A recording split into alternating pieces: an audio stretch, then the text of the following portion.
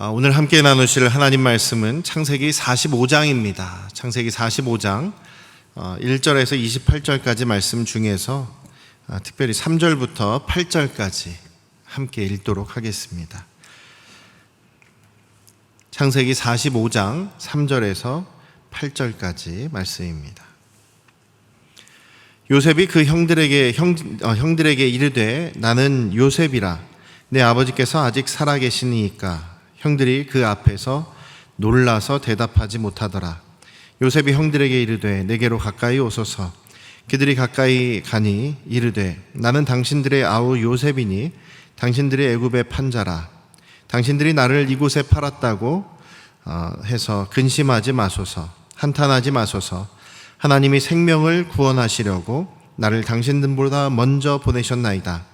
이 땅에 2년 동안 흉년이 들었으나 아직 5년은 밭갈이도 못하고 추수도 못할지라. 하나님이 큰 구원으로 당신들의 생명을 보존하고 당신들의 후손을 세상에 두시려고 나를 당신들보다 먼저 보내셨나니 그런즉 나를 이리로 보낸 이는 당신들이 아니요 하나님이시라. 하나님이 나를 바로에게 아버지로 삼으시고 그 온 집의 주로 삼으시며 애굽 온 땅의 통치자로 삼으셨나이다. 아멘. 할렐루야. 네. 하나님 아버지의 크신 은혜와 그 넘치는 한량 없으신 사랑이 여러분과 여러분 가정 위에 늘 함께 하시기를 주님의 이름으로 축원합니다. 주님이 함께 계시니 우리가 두려워할 것이 없습니다. 주님이 우리의 주인 되시니 우리를 책임져 주실 것입니다. 주님이 우리의 목자가 되시니 우리를 공급해 주실 것입니다. 우리가 그 소망, 흔들림 없는 소망 안에서 비록 세상의 상황들은 별로 좋지가 않습니다. 또 여러분들께서 특별히 기도해 주셔야 될 것이 우리 캄보디아 이금춘 선교사님 그 교회와 사역을 위해서 또 특별히 좀 기도해 주시면 감사하겠습니다. 전에 우리가 그 비가 안 오다가 이렇게 좀 비가 좀 올 때가 있었지 않습니까? 그때 캄보디아에는 큰 태풍이 지나갔다고 해요. 그래서 그 국제기아대책본부에서 이렇게 우리나라 신한은행인가 하고 연결이 돼서 그 교회에 이제 그 넓은 땅에 축구장을 만들어 줬습니다. 한 5천만 원 정도 그 재정으로 축구장을 만들어 줬다고 해요. 그래서 위에 이제 그 쇠로 철제로 이렇게 지붕을 만들고 했는데 태풍 때문에 그게 다 무너졌다는 거예요. 그리고 그 예배당 건물도 지붕이 부서지고 기와가 날아가고 막 이래서 또 다치기도 하고 또 피해를 굉장히 크게 입은 것 같습니다. 무엇보다도 그 지역 사회 사람들이 다 좋아하고 정말 잘 사용하고 있던 그 축구장이 무너지고 지금 굉장히 지금 선교사님이 많이 의기소침해 있는 그런 상황인 것 같습니다. 여러분들께서 기도해 주셔서 또 그 캄보디아 사역이 또 목사님의 가정이 힘있게 또 사역할 수 있도록 기도해 주시면 감사하겠습니다. 지금 세계 곳곳이 기상이변도 기상이변이고 또 코로나도 계속 변이가 생기고 또 더 확산이 되고 여러 가지 어려움 속에 있습니다. 뉴스를 보면 항상 이 마음 편한 그런 좋은 소식은 별로 없고 우리 마음을 참 힘들게 하는 그런 뉴스만 들리는 것 같습니다. 그럼에도 불구하고 우리의 그 흔들림 없는 반석이 되시는 분이 우리 아버지 하나님이십니다. 이 역사를 주관하시고 우리를 영원한 생명으로 인도하시는 분이 우리 하나님 아버지십니다. 그렇기 때문에 우리가 낙심할 필요가 없을 줄 믿습니다. 우리가 오늘도 이번 한 주도 그 주님이 주시는 그 소망 안에서 주님이 우리에게 이미 허락하신 그 생명 안에서 주님을 붙잡고 의지하며 이 어려운 때를 또 뚫고 나가실 수 있는 우리 모든 안양 성도교회 가족들 되시기를 주님의 이름으로 축원합니다. 지난주에 저희들이 요셉이 이제 형제들이 자기 앞에서 절을 했을 때 42장 9절이죠. 하나님께서 22년 전에 자기가 어릴 때 꾸게 해주셨던 그 꿈을 기억해냈다라고 합니다. 기억해냈다라는 것은 그것이 하나님께서 나에게 주신 꿈이고 내가 지금 이 자리에 있게 된 것이 바로 하나님께서 섭리하신 것이구나. 하나님께서 하신 것이구나라는 사실을 발견했다라는 것이죠. 그래서 이 역사를 주관하시는 그 하나님이 하신 일이다라는 것을 깨달았을 때에 요셉과 또한 우리가 공통적으로 세 가지 정도의 모습을 보이게 된다라고 말씀을 드렸습니다. 첫 번째로는 지나온 날의 그런 모든 상황들이, 그 과정들이 정리가 되고 이해가 된다라는 것이죠. 그동안 겪었던 고통과 어려움들 혹은 그 과정들이 이해가 된다라는 겁니다. 이렇게 되어서 하나님께서 나를 이렇게 인도해 주셨구나라는 그 상황들이 이해가 된다라는 것이죠. 물론 이해가 되지만 그동안 그 과정 속에서, 자기가 돌아온 인생의 과정 속에서 여러 가지 상처나 분노들이 있었을 겁니다. 그런데 그 분노에 자기를 내던져 버리지 않게 되는 그런 모습이 된다라는 것이죠. 그 겪었던 상처들로 인한 분노에 사로잡히지 않는다. 형제들을 봤을 때 왜 그 분노가 일어나지 않았겠습니까? 요셉도 그래서 형제들을 많이 괴롭히지 않습니까?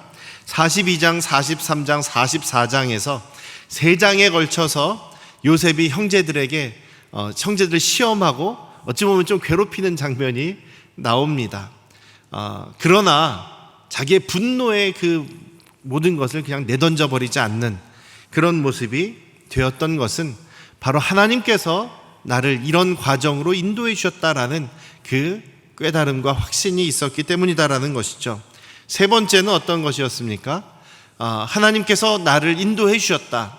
하나님께서 나를 주관해 주셨다. 이 역사를 이끌어 오셨다라는 사실을 분명하게 붙잡고 있으면 앞으로 또 미래에 어떤 어려움을 당할지 모르겠지만, 어떤 고난을 당할지 모르겠지만 그 고난을 견디고 이겨낼 수 있는 영양분, 자양분이 되게 되는 것이죠. 그래서 우리가 하나님의 섭리를 발견하는 것, 이 우리의 모든 인생의 길이 하나님께서 섭리하고 계시고 하나님께서 이끌어 가시고 하나님께서 주관하신다는 사실을 우리가 붙잡는다는 것은 너무나 중요한 것입니다. 그렇게 오늘 이 말씀, 오늘 45장 말씀은 요셉이 드디어 형제들에게 자기가 누구인지를 밝히는 그런 장면이죠. 밝히는 장면 속에서 우리 이 요셉이 어떻게 하나님의 섭리를 아는 사람의 모습으로 드러나는지를 다시 한번 보려고 합니다. 하나님의 섭리를 깨달았다라고 42장에서 말씀을 드렸었는데, 하나님께서 섭리하셨다라는 그 깨달은 내용이 무엇이냐면 바로 45장 3절부터 8절까지 저희가 함께 읽은 그 말씀에 기록되어 있습니다. 특별히 5절하고 7절에 반복돼서 나오는 얘기가 뭐냐면 하나님이 생명을 구원하시기 위해서, 여러분들을 구원하시기 위해서, 그러니까 우리 가족의 생명을 구원하시기 위해서 나를 먼저 여기에 보내신 것입니다. 그러니 당신들이 나를 팔았지만 그것은 당신들이 판 것이라기보다는 하나님께서 나를 이쪽으로 옮겨주신 것입니다 라고 고백하는 것이죠. 7절에서 또 한 번 반복을 하는 내용이 바로 이것입니다. 하나님께서 여러분들의 생명을 보존하고 또 여러분들의 후손을 이 세상에서 보존하시고 남겨두시기 위해서, 살려주시기 위해서 나를 이곳에 보내신 것입니다 라고 지금 이야기한 것이죠. 이것이 바로 하나님의 섭리라는 것을 느낀 그 요셉의 깨달음이다라는 것입니다. 형제들이 절을 했을 때 하나님께서 지금 22년 전 내가 17살 어릴 때에 나에게 보여주셨던 그 꿈이 이 내용이구나. 형들이 나에게 와서 절을 하고 이제 이 흉년의 기간 동안에 형제들과 가족을 살아남게 하시기 위해서 나를 이곳에 먼저 보내신 것이구나라는 것을 깨닫게 되었다는 것이죠. 그런데 여러분, 요셉이 그것을 그냥 아무런 과정 없이, 지나온 날들 아무런 과정 없이 그냥 형제들 만났다고 해서 그냥 그 모든 것들이 다 정리가 되고 이게 하나님의 뜻이구나라는 것이 확 이해가 됐겠습니까? 그것은 아닐 겁니다. 요셉이 그동안 지나왔던 과정들이 있었기 때문에 이 형제들을 만났을 때에 그것이 하나님의 섭리고 이런 이유구나라는 것을 이해하게 될 수 있었던 것이죠. 요셉이 총리 대신이 되고 싶었겠습니까? 자기가 지금은 비록 보디발 장군의 종이고 또 지금 비록 죄수의 신분이지만 나는 총리 대신이 될 거야, 나는 이 나라에서 큰 사람이 될 거야, 뭐 이런 생각이 있었겠습니까? 이런 기대를 전혀 할 수 없는 그런 상황이었죠.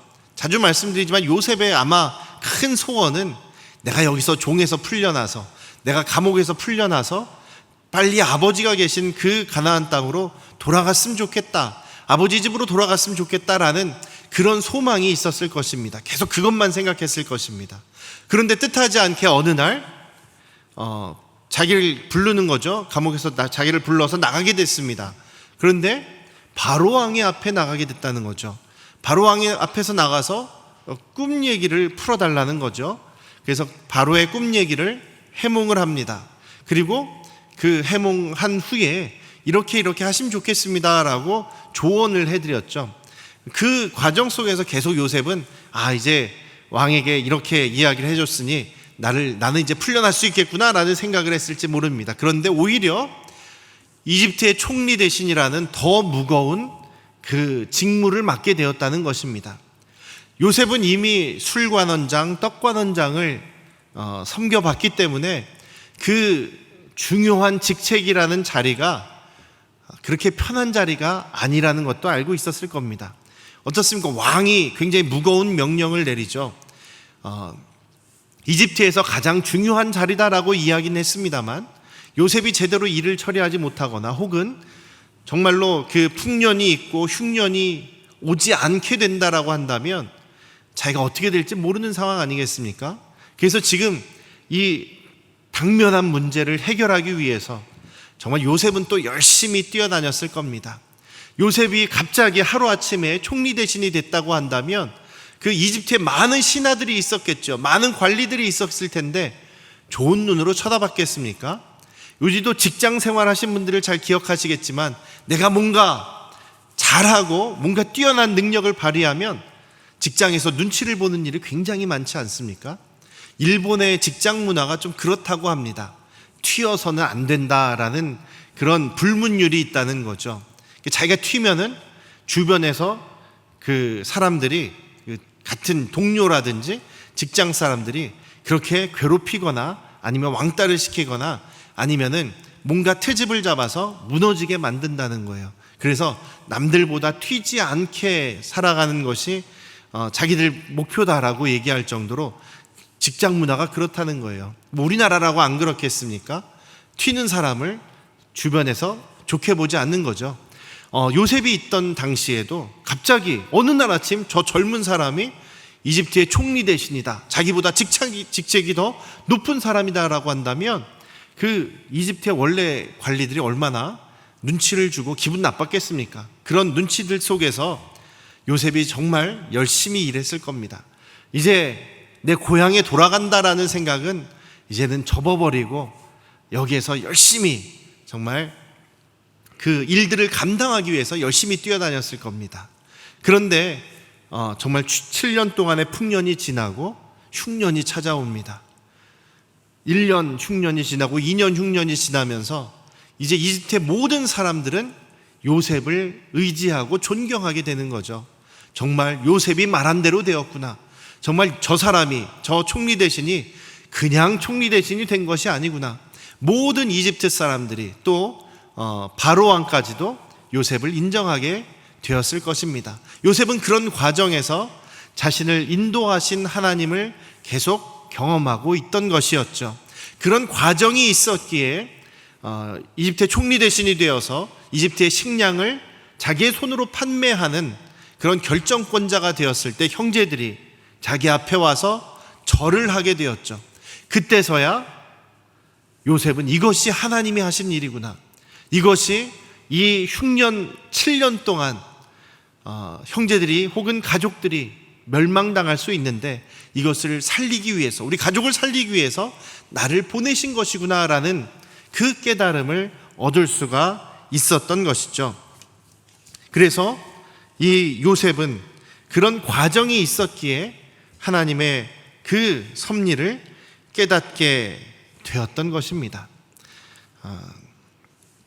그런 요셉이 그 42장 9절에서요 형제들이 절을 했을 때 하나님이 하신 것이구나라는 그 꿈을 기억했다라고 하는데 이런 생각 드시지 않습니까?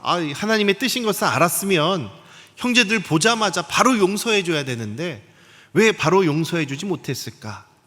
여기 보면 42장, 43장, 44장까지 3장에 걸쳐서 형제들을 괴롭게 한 다음에 45장에 이르러서야 자기를 밝히고 화해하는 그런 장면이 나오지 않습니까? 왜 이렇게 형제들 바로 쉽게 용서하지 못했을까라는 생각을 해보게 됩니다. 왜 그럴까요?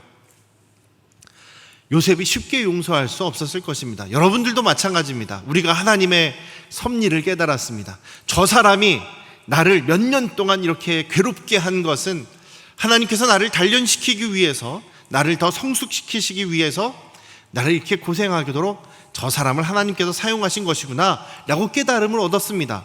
깨달음을 얻었다고 그 사람, 상대방, 나를 괴롭게 했던 상대방을 쉽게 용서할 수 있습니까? 그렇게 쉽게 용서가 안 되지 않습니까? 이게 당연한 거고요. 우리가 때때로 잘못하는 경우가 있습니다. 많은 사람들도, 예수 믿지 않는 사람들도 그렇지만 우리가 예수 믿는 사람들도 그럴 때가 있어요. 당신이 그리스도인인데, 당신이 예수 믿는 사람인데 당신이 용서해 줘야 되는 거 아니냐? 저 사람은 상관없이 당신이 용서해야 되는 거 아니냐? 당신이 먼저 손 내밀어야 되는 거 아니냐? 물론 맞는 이야기입니다만 그것은 누구도 쉽게 그렇게 단정할 수가 없는 것이죠. 쉽게 충고할 수가 없습니다. 왜냐하면 그 상처받은 것은 상처받은 것 아니겠습니까? 요셉도 형제들을 보고 나서 하나님의 섭리구나라는 것을 깨달았지만 바로 쉽게 용서하지는 못합니다. 자기의 분노를 그대로 표출하고 복수하지는 않습니다만 그 형제들이 정말 변했는가? 여러분들도 생각해 보십시오. 요셉이 총리 대신이 되었습니다. 그리고 큰 권력을 가지고 있습니다. 형제들을 만났습니다. 하나님께서 정말 나를 먼저 보내신 것이구나라는 것을 알았어요. 그런데 지금 형제들은 자기를 못 알아보고 있죠. 자기는 이집트 말을 쓰고 형제들은 지금 히브리 말을 사용을 합니다. 형제들이 자기들끼리 얘기를 해요. 그런데 얘기하는 소리를 지금 요셉이 듣고 있죠. 그 성경에 그렇게 나왔습니다. 그런데 형제들이 자기의 죄를 후회하거나 자책하거나 회개하는 얘기가 아니라 그때 우리가 요셉 그 막내 그 동생 정말 나쁜 놈이었어. 우리가 뭐 잘했어. 이런 식으로 한번 얘기했다고 생각해 보십시오. 요셉이 듣고 있는 상황 속에서 형제들끼리 자기들끼리 막 싸우고 네 탓이다 내 탓이다 서로 미워하고, 그리고 자기들이 과거에 했던 것이 전혀 후회가 되지 않고 전혀 잘못한 것이 없는 것처럼 얘기한다고 생각해 보십시오. 요셉이 어땠겠습니까? 분노가 그냥 더 폭발해 버리겠죠. 아마 형제들을 다 감옥에 가둬버렸을지 모릅니다. 지금 여기에서도 저희들이 읽진 않았습니다만 여러분들이 알고 계신 내용처럼 요셉이 이런저런 시험을 하지 않습니까? 그 과정 속에서 형제들이 우리가 잘못이야, 내 잘못이야, 우리가 잘못했기 때문이야, 우리가 요셉을 버렸기 때문이야, 우리가 요셉을 그렇게 내팽개쳤기 때문에 하나님께 심판을 받고 있는 것이다, 이렇게 회개하는 마음, 후회하는 목소리를 내고 있었기 때문에 요셉이 거기에서 마음이 녹아지고 눈물을 흘리고 그들을 결국에는 용서해 준 것 아니겠습니까? 그러니까 우리가 정말로 예수님 말씀하신 것처럼 상대가 나에게 잘못했다고 하면 70번씩 7번, 7번씩 70번이라도 용서해 주려고 하는 그런 태도는 가지고 있어야 합니다만, 우리가 다른 사람에게 너무나 쉽게 그냥 충고하고 쉽게 지적하고 할 수가 없는 거죠. 네가 예수 믿는 사람이니까 네가 용서해라, 이렇게 함부로 말할 수는 없습니다. 요셉의 경우도 그랬으니까요. 물론 우리가 용서하는 삶을 살아야 합니다. 그것이 정말 예수님께서 바라시는 것입니다. 그렇지만 우리가 너무 쉽게 그것을 다른 사람에게 적용하지는 말아주시기를 주님의 이름으로 부탁드립니다. 형제들을 쉽게 용서하지 못했어요. 그렇지만 형제들이 변했기 때문에 형제들이 자신을 팔았던 것, 또 그동안 살아온 삶을 후회하고 회개하는 목소리를 요셉이 분명히 확인했기 때문에 요셉은 그들을 받아주고 품어줄 수 있었습니다. 만약에 요셉이 정말 화가 났다면, 형제들이 변하지 않았다면 형제들은 다 제거해버리고 아버지 요셉만, 막내 베냐민만 이렇게 챙겼을지도 모르겠습니다. 그랬다면 역사가 바뀌었겠지요. 하나님의 계획, 하나님의 뜻은 이스라엘 그 야곱의 12아들들을 통하여서 이스라엘을 큰 민족을 이루고 또 그 중에 하나도 낙오되는 사람이 없게 만드시는 것이 하나님의 뜻과 계획이셨을 텐데, 그 하나님의 계획이 틀어지는 역사가 일어날 수도 있었을 것이다 라는 이야기입니다. 그렇기에 형제들이 변하고 성숙하게 된 것이 너무나 중요했다라는 것입니다. 요셉이 형제들을 다시 만났는데 걸린 기간이 얼마나 걸렸다고요? 22년이나 걸렸습니다. 긴 시간이 걸렸겠죠. 왜 그랬을까요? 왜 이렇게 오랜 시간이나 필요했겠느냐라는 것입니다. 그 기간은 분명히 요셉에게도 필요한 기간이었습니다. 요셉도 완전한 성격은 아니었죠. 완전한 인격은 아니었습니다. 요셉도 굉장히 형제들을 위해 군림하고 교만하고 참 못된 그 동생이었죠. 어렸기 때문에 그런 걸 수도 있습니다만 그 성품도 다듬어져야 했습니다. 또 이집트의 총리 대신으로서의 역할을 하려면 또 배우고 자라날 필요가 있었던 것이죠. 어쩌면 요셉에게 있어서는 그 기간이 그렇게 길 필요가 없었을지도 모르겠습니다만 저는 이 22년이라는 시간이 걸린 것은 이 형들 때문이라고 생각이 됩니다. 형들도 여러 가지 어려움을 겪습니다. 저희가 다루지는 않았습니다만 창세기 38장에 보시면 유다와 다말의 이야기가 나오죠. 요셉은 이제 보디발 장군의 집에 노예로 끌려가 있는 동안에 그 유다가 겪은 이야기가 잠깐 여기에 등장을 합니다. 그런 이야기는 무엇이냐면 요셉이 이집트에 가 있는 동안에 그 형들도 이런저런 어려운 일들을 겪었다. 이런저런 일들을 겪었다는 것입니다. 그리고 그 형제들도 점점 성숙해져 갑니다. 아버지는 여전히 변하지 않아요. 요셉이 죽었다고 생각이 드니까 오히려 동생 베냐민만을 끼고 들고 편애를 합니다. 그 형들을 인정하지 않습니다. 자식 취급도 안 합니다. 그렇게 믿어주지도 못합니다. 그런 똑같은 상황을 경험하고 있는 이 형제들, 그렇지만 이 형제들이 성숙해져 갑니다. 요셉을 다시 만났을 때 이들은 옛날 22년 전에 자기를 미워하고 죽이려 하고 자기를 팔아넘긴 그 형들이 아니었어요. 자기들의 잘못을 인정할 줄 알고 자기들의 잘못을 후회하고 또 하나하나밖에 없는 동생, 비록 아버지가 편애하고 있는 동생이지만 그 동생을 살리기 위해서 오히려 자기 생명을 주겠다고 지금 요셉에게 차라리 자기를 죽여주십시오, 자기가 여기에 노예로 남겠습니다라고 이야기하는 그 형들에 대해서 요셉은 감동할 수밖에 없는 것이죠. 형들이 성숙해졌기 때문에 지금 이렇게 완전한 선한 역사로 이루어질 수 있었다라는 것입니다. 그래서 22년이라는 시간이 걸릴 수밖에 없었다라는 것이죠. 형제들이 만약에 더 빨리 성숙해졌더라면 아마 더 빠른 시간 안에 하나님께서 역사를 이루어 가셨을지도 모르겠습니다. 때때로 저는 그렇게 생각합니다. 우리가 얼마나 더 주님 앞에서 성숙해지느냐에 따라서 주님의 섭리를 더 분명하게, 더 일찍, 더 빠른 시간에 발견할 수 있으리라고 저는 그렇게 생각합니다. 우리가 주님 앞에서 어떤 모습이 되어가느냐에 따라서 우리는 좀 더 풍성한 하나님 나라를 경험할 수가 있습니다. 하나님의 역사를 경험할 수가 있습니다. 하나님께서 하시는 일을 발견할 수 있게 된다는 것이죠.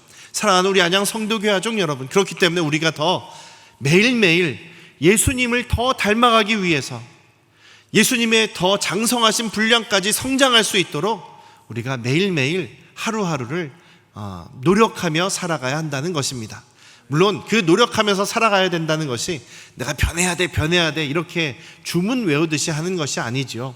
우리가 삶 속에서 어떤 결정을 내려갈 때 예수님이시라면 어떻게 결정할 것이냐, 예수님이 나의 이 모습을, 나의 이 말을, 이 행동을 어떻게 받아주실 것이냐, 어떻게 바라보실 것이냐를 생각하면서 우리의 삶 속에서 한 가지 한 가지 결정해 나갈 때 우리는 예수님과 같은 닮은, 예수님을 닮아가는 말, 예수님을 닮아가는 행동을 하게 될 것입니다.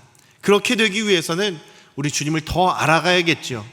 또 주님께 기도함으로 더 주님의 뜻을 알아가야 될 것입니다. 우리가 매일매일의 삶이 이 세상에서 비록 고통과 고난 속에 있는 삶이지만 이 삶의 과정이 주님을 닮아가는 그런 과정임을 우리 잊지 않으시면서 우리가 더 성숙해짐으로 주님의 뜻을, 주님이 하시는 일을 발견해 나가는 일에 저희들 더 열심히 될 수 있는 저와 여러분들이 되시기를 주님의 이름으로 축원합니다. 요셉이 깨달은 것은요, 하나님의 섭리라고 깨달은 것은 무엇이었냐면 가족들의 생명을 구원하는 일이다 라는 것을 깨달았습니다. 그래서 자기가 가나안 땅에 갈 수는 없지만, 자기 가족에게 갈 수는 없지만 차라리 가족들이 이곳에 오면 더 이 흉년의 기간을 잘 벗어날 수 있고 그 생명을 보존할 수 있을 것이다 라는 생각을 하게 됩니다. 그래서 가족들을 오히려 이집트로 오게 하는 그런 그 결정을 내리게 되는 것이죠. 지금 요셉이 결정하는 이 내용, 요셉이 생각하는 이 내용은요, 우리 가족의 생명을 위해서 이곳으로 오면 좋겠다라는 그런 결정을 내린 것입니다.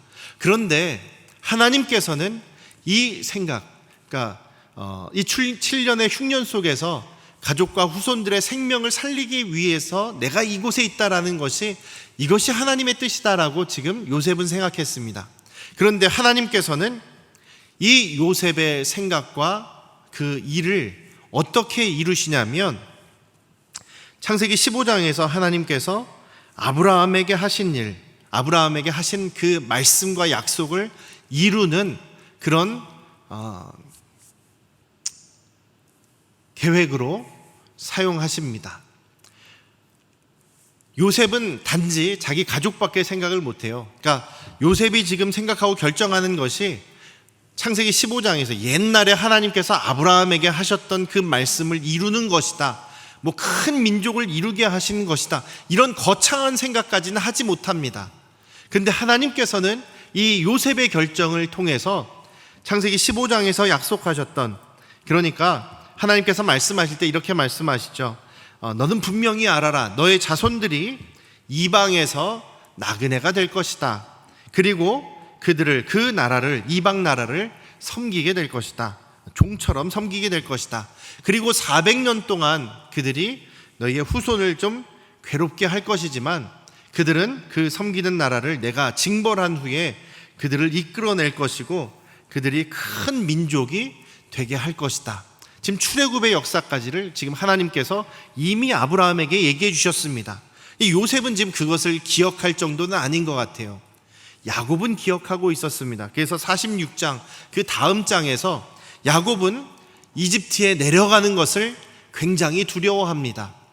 창세기 15장에서 아브라함에게 하나님께서 말씀하실 때 너희는 이집트에 내려가서 너희 자손들이 종이 될 거야, 이런 얘기는 안 하셨지만 이방 나라 그리고 너희 민족이 종이 된다라고 할 때에 야곱은 이집트를 염두에 두고 있었을 것입니다. 그런데 정말로 이집트에 내려가야 한다고 하니까 그 아브라함에게 하셨던 말씀이 떠올라서 두려웠던 것이죠. 그런데 요셉은 지금 그것을 생각하지 못하고 있습니다. 가족들이 나한테 와야 살아갈 수가 있기 때문에 지금 그런 결정을 한 것입니다. 그럼 지금 요셉은 잘못 결정한 것입니까? 오히려 그 자손들, 먼 후대의 자손들이 이집트의 종이 될 것인데 요셉 때문에 종이 되는 것 아니냐, 고통당하는 것 아니냐, 그럼 요셉이 잘못 결정한 것이냐? 그것은 아니라는 이야기죠. 요셉은 지금 하나님의 섭리를 발견하고 하나님의 뜻을 깨닫고 자신의 상황에서 최선의 그 생명의 길을 지금 결정을 합니다. 그 결정을 한 것을 하나님께서는 더 더 큰 하나님의 계획을 이루시는 그 역사로 이끌어 가신다는 이야기죠. 그렇기 때문에 저희들이 믿음 안에서, 하나님의 말씀 안에서 결정해 나가는 작은 일이 너무나 중요하다라는 것입니다. 나는 하나님의 뜻임을 알고 하나님이 기뻐하시는 것, 그것을 한 가지 결정했는데 하나님께서는 그 작은 한 가지 결정을 가지고 이 세상의 구원의 역사를 이루어 가시는 커다란 역사를 이루어 가실 수 있다는 것이죠. 사랑하는 우리 안양 성도교회 가족 여러분, 여러분들이 지금 결정하는 뭔가 작은 결정이라 하더라도 그것이 하나님께 영광이 되고 하나님의 뜻을 붙잡는 결정이라고 한다면 하나님께서는 그 작은 결정을 가지고 하나님의 크고 놀라운 위대한 일들을 해나가실 수가 있습니다. 하나님은 그런 하나님이십니다. 우리의 작은 결정으로도 너무나 큰 일을 감당하실 수 있는 분이 바로 우리 하나님이시라는 것입니다. 여러분들 믿음 안에서 작은 결정을 해나가실 수 있기를 주님의 이름으로 축원합니다. 내가 성경을 한 장을 읽겠습니다. 5분을 성경을 읽겠습니다. 주님 앞에 더 내가 간절하게 내 마음을 열고 기도하겠습니다. 내가 오늘부터는 죄악된 것을 끊어버리겠습니다. 내가 오늘부터는 더 우리 가족에게 잘하겠습니다. 더 가족을 위해서 이런 일을 작은 섬김을 하겠습니다. 이런 믿음 안에서 결정하는 작은 결정을 통해서 우리는 비록 작은 일들을 한다고 생각할지 모르겠지만 하나님께서는 그것에 나비 효과라 그러죠. 그것을 가지고 크고 놀라운 일들을 행하실 수 있다는 것입니다. 사랑하는 우리 안양 성도교회 가족 여러분, 지금 혹시 마음에 내가 무언가 떠오르는 생각이 있지 않습니까? 내가 무언가 작은 결정을 해야겠다, 믿음 안에서 주님이 기뻐하시는 작은 결정을 해나가고 싶은 생각이 들지는 않으십니까? 어떤 결정을 하기를 우리 주님께서 여러분들에게 원하시겠습니까? 지금 이 시간 기도하시는 가운데 우리 마음의 작은 결정을 해나가시기를 원합니다. 비록 세상은 지금 힘들고 어렵고 코로나로 인해 사람들이 소망이 보이냐라고 지금 이야기하는 시기이지만 우리는 역사를 주관하시는 하나님을 의지하며 믿음 안에서 작은 결정을 행할 수가 있습니다. 우리 하나님께서 그것을 너무나 크고 놀랍게 역사해 주실 것입니다. 같이 기도하겠습니다. 아버지 하나님, 요셉은 비록 자기가 깨달은 것을 가지고 자기 가족의 생명을 보존하기 위해서 이제 가족을 이집트로 초청하는 그런 결정을 하게 됩니다. 그런데 하나님께서는 그 요셉의 결정을 사용하셔서 하나님의 약속을 성취하시고 언약을 이루시고 이스라엘 자손들에 대한 큰 민족을 이루게 하시는 놀라운 역사를 이루어 가시는 그런 그 방법으로 사용하시는 것을 보게 됩니다. 아버지 하나님, 우리도 믿음 안에서 작은 결정들을 해나가기를 원합니다. 우리가 비록 작은 결정을 한다 할지라도 하나님께서는 우리의 삶을 주관하시고 역사를 주관하시오니 그것으로 크고 놀라운 일들을 행하시리라 믿습니다. 우리를 통하여 주님의 크고 놀라운 일들을 행하시옵소서. 우리의 가정이 변화되고 교회가 변화되고 우리의 이웃이 변화되고 지역이 변화되고 나라가 변화되고 이 민족이 변화되는 그 놀라운 일들이 나의 작은 결정 하나에서부터 시작되도록 우리를 붙잡아 주시옵소서. 믿음의 결정을 해나가고 우리가 매일매일 예수님 닮아가는 성숙함을 가짐으로 인하여 더욱더 주님을 깊이 경험하고 주님의 역사하심 아래 살아가는 우리 안양 성도교회 가족들이 되게 하여 주시옵소서. 이제는 우리를 죄에서 구원하신 예수 그리스도의 은혜와